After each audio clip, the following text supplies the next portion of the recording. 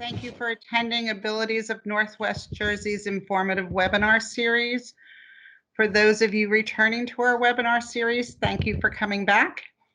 Tonight's webinar, Let Us Aid You in the Medicaid Process, is to provide you with information on how to and why it's important to apply for Social Security and Medicaid. If you have any questions throughout this webinar, feel free to write them down in the chat box.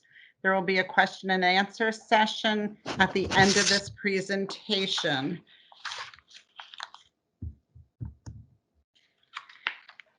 My name is Karen Menke, and I am the Outreach and Care Coordinator for Abilities of Northwest Jersey.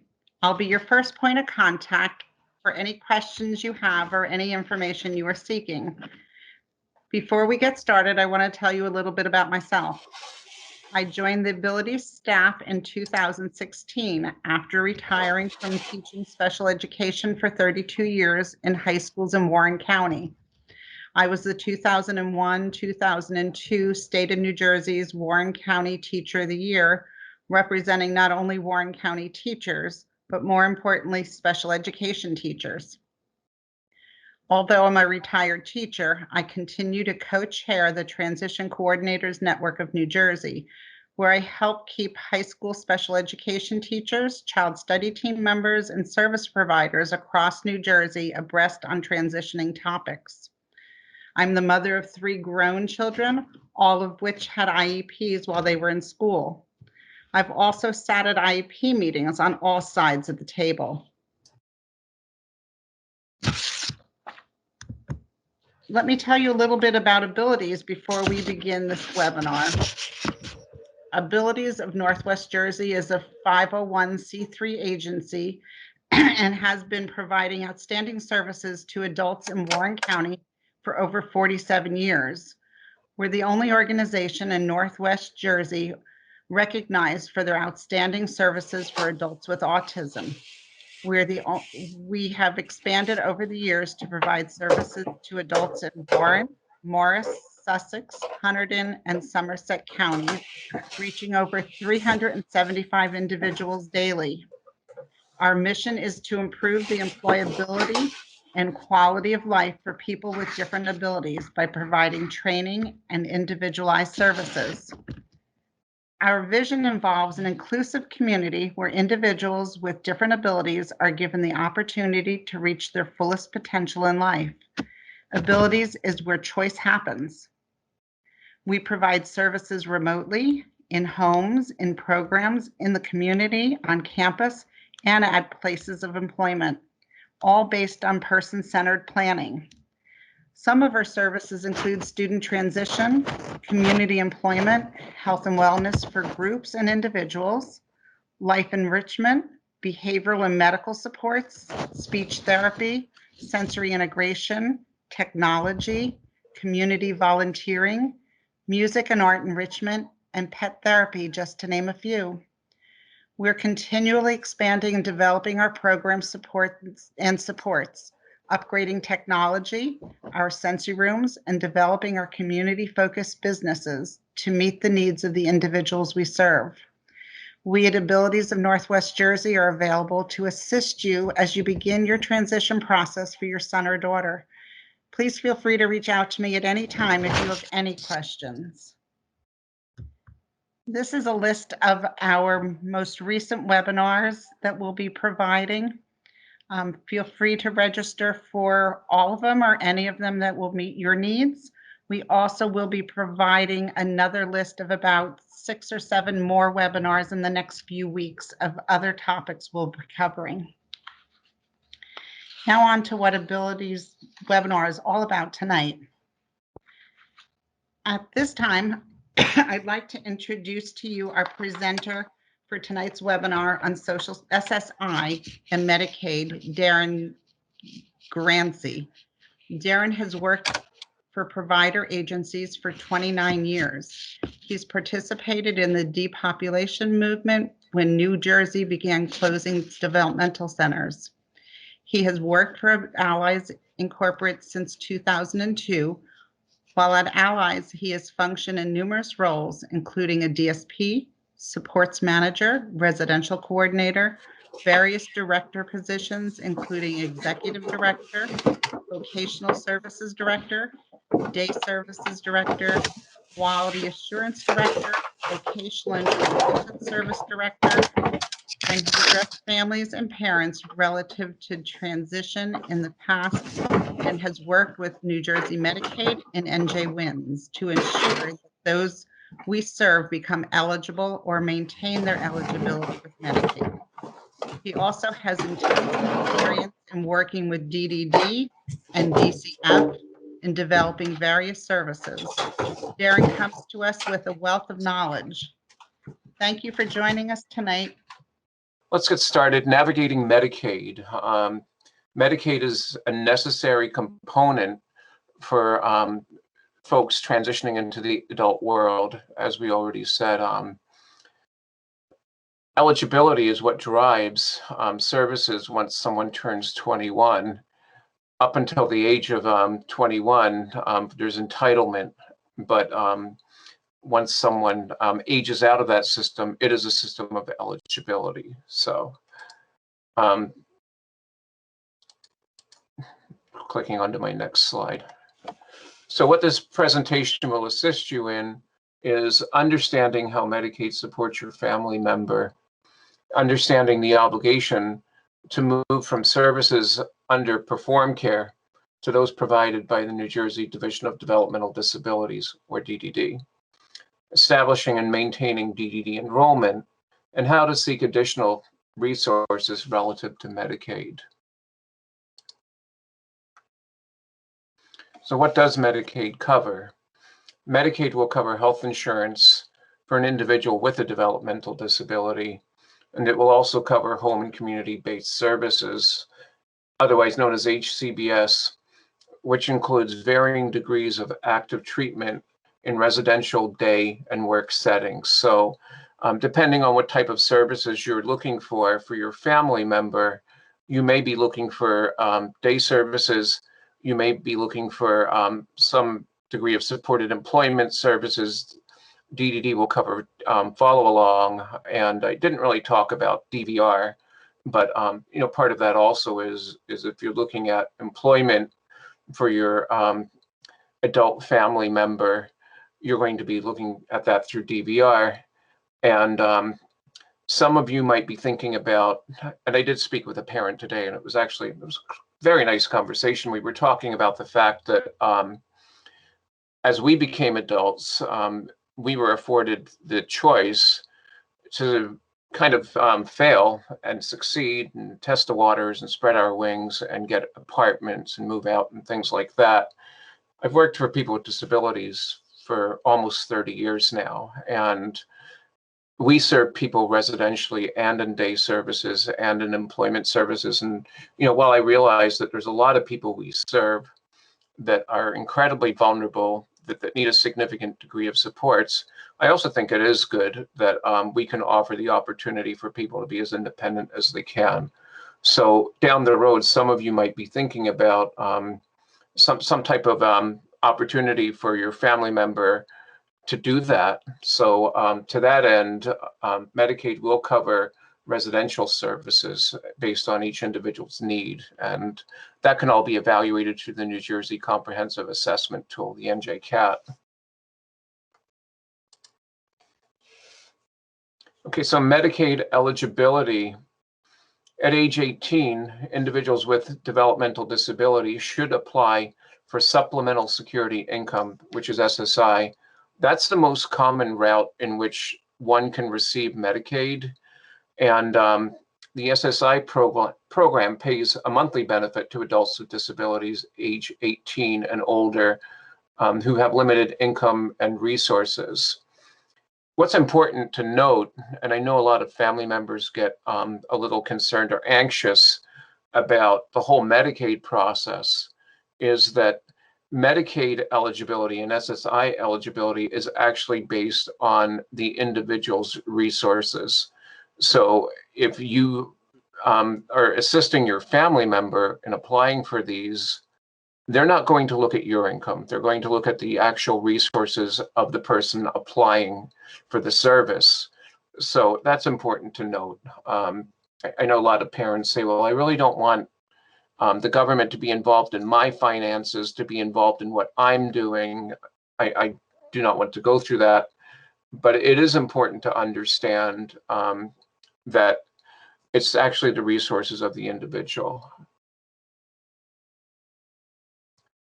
New Jersey residents receiving SSI automatically receive Medicaid. So again, that's the easiest way to get Medicaid if you have a developmental disability. However, those that aren't eligible for SSI, and usually that happens when the monthly income is too high, you can still receive New Jersey Medicaid through New Jersey Care or New Jersey Workability. And I can answer some questions on New Jersey Workability if you ask later on. But I also know, based on my conversations with Cindy and Karen, that that's actually addressed in other abilities webinars. So we really weren't going to get too much into the weeds about that, but that is an option. And also in my notes, you know, I looked at various resources to get this information. As I said, I've done transition services, I've worked with Medicaid, but it's always good to look up the most recent information. So that's exactly what I did. And any of you can do that. What I did here was I actually looked at the New Jersey DDD website, and there is instruction on the website on how to apply for Medicaid.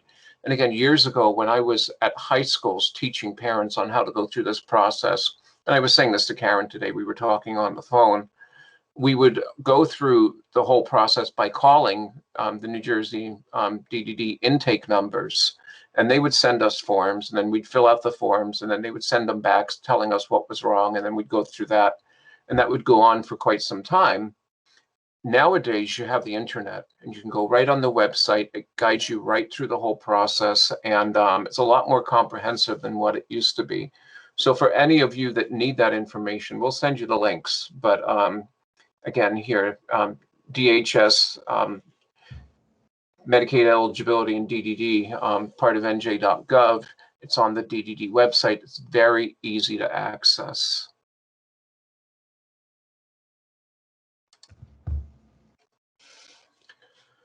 Okay, so ensuring enrollment with DDD.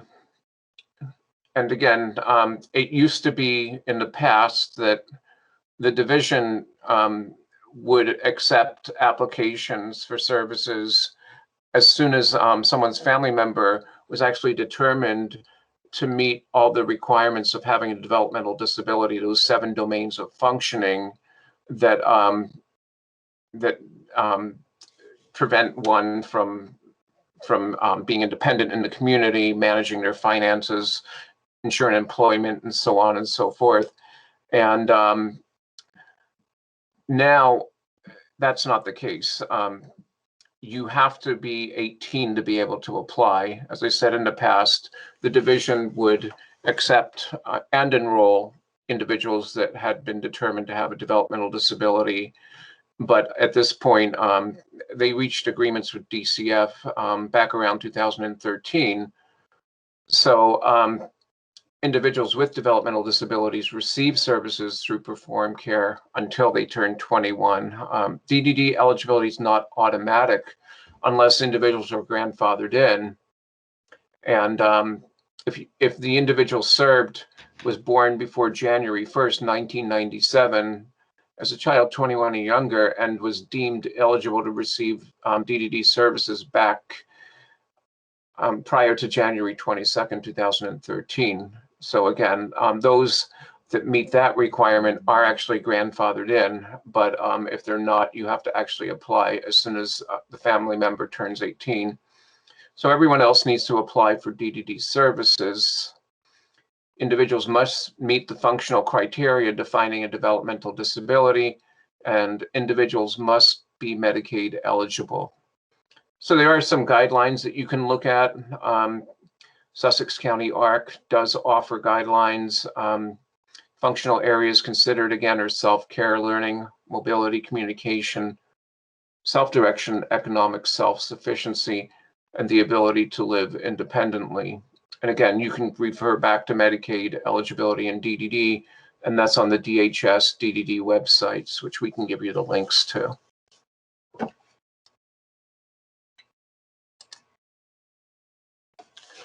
Okay, so applying for SSI, Supplemental Security Income, is a federal income supplement program funded by general tax revenues. It's not based on Social Security taxes. Applicants must be disabled or blind, have limited income, resources, and assets, must be a U.S. citizen, and for the purposes of DDD, be a resident of New Jersey and also live in a non-institutional setting so that you can get HCBS 1913 funding, which is the community-based dollars that pay for residential and day services in all of the states. And again, you could refer to ssa.gov and you'll see the New Jersey income tables, and that will give you your guidelines as far as income. So income and assets. Income must remain below $1,005.05 a month, or if employed, below the limit of what's called substantial gainful activity, which in New Jersey, actually federally, is $1,310 per month, or $2,190 a month for individuals who are blind. Assets must remain less than $2,000 for individuals and $3,000 for a couple, and that includes cash, bank accounts, stocks, savings bonds, vehicles, personal property, life insurance, or anything else that can be converted to cash and used for food and shelter. Other forms of assets, including inheritances and awards from lawsuits, must be held in special needs trusts. And again, you can look up substantial gainful activity on the Social Security Administration's website. That changes every year. It is important to note, and I'm not going to go deep into special needs trusts, but again, if you have a lot of concerns about any type of awards that may be coming to your family member, I know some people might have been recipients of lawsuits, or there might be family members that are leaving inheritances to others. It is important to understand how to safeguard that amount of funding and assets into a special needs trust. And again, if you need information on special needs trusts, we can make that available to you.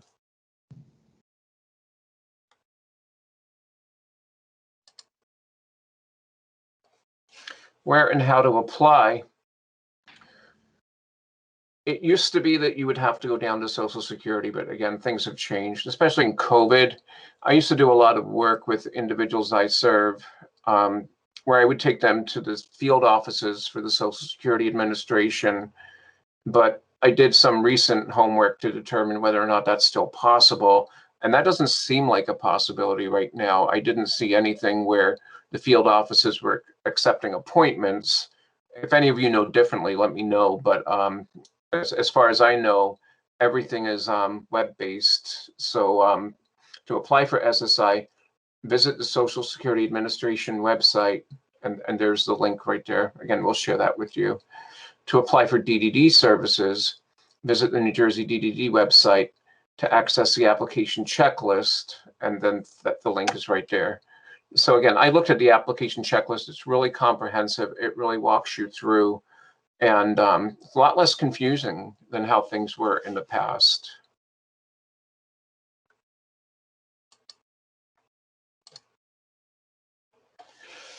Maintaining Medicaid and DDD eligibility is super important. Ensure that assets remain below $2,000. Establish a separate custodial bank account for the individual. Explore avenues to reasonably spend down assets, for example, burial accounts, assisted activities, educational or augmentative devices. And again, I've worked in residential services for years, and we always saw instances where a lot of our individuals who aren't out there working may not have a lot of opportunities to spend a significant amount of money. And even though folks we serve technically fall below the poverty line, you'd be surprised about regarding how much assets start to build up in a short period of time. I always worked with managers and case managers to ensure that if folks we serve were spending down their money, they were doing it on things that would enrich their lives. So I always advise things like guided tours. These days, there's so much electronic equipment that's available that helps people learn, especially folks on the spectrum. There's a lot of iPad type devices. There's a lot of augmentative devices. So I always advise that if there is a reason to spend down to maintain assets of $2,000 or below, that you definitely go that route. Also, you might end up with a lump sum if Medicaid, SSI, either recalculated earnings or recalculated your monthly income. And then if they owed you back payments, you might end up that you have more than $2,000 in assets. That's actually fine as long as you spend it down within 9 months. But you have to spend it down within 9 months. Again, ensure that inheritance and awards are held in special needs trusts. Also, make sure you comply with requests for disability eligibility review, which is usually every 3 years, and SSI redetermination, which is usually every 6 years. And again, it's so important. If you're functioning as a representative payee, family members and guardians should maintain separate accounting of expenditures, keep receipts, and so on.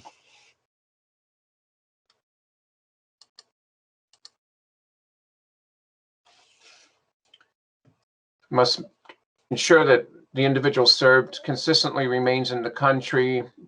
If they're traveling outside of the U.S. beyond 30 consecutive days, this would negate eligibility for that month. And then the individual has to stay back in the U.S. again another 30 days after returning. So, when you lose your Medicaid eligibility, your SSI eligibility, it could be a headache to get it reinstated. And also, if you become unwell during that time, you might not have the Medicaid health insurance coverage. So it's important that, if your family member is going to go on some type of vacation with you, that you try to limit it to 2 weeks, that you don't go over that, just so that their eligibility is maintained. Also, if no longer eligible for SSI, make sure you do secure other avenues to maintain Medicaid, which again, you can apply for New Jersey Medicaid, or you can apply for New Jersey Workability through the New Jersey WINS program, and that's www.njwins.org.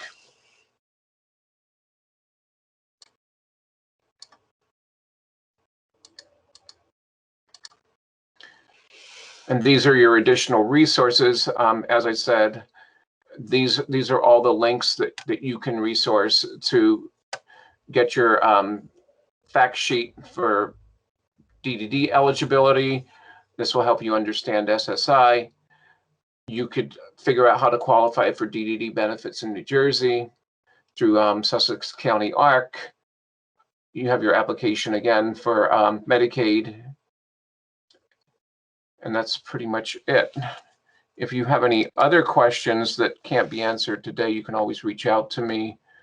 I can be reached at Allies, and this is my Allies email address. Thank you.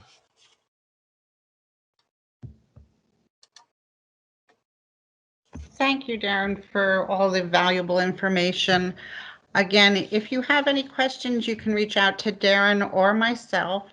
We're more than willing to give you whatever information we can share with you that we have the knowledge to give back to you.